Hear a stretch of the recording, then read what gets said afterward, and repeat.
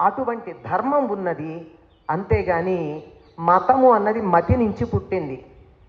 ఒక్క వ్యక్తి మనసులోంచి పుట్టిన ఆలోచన అనేక మంది అనుసరిస్తే దాన్ని మతం అన్నారండి.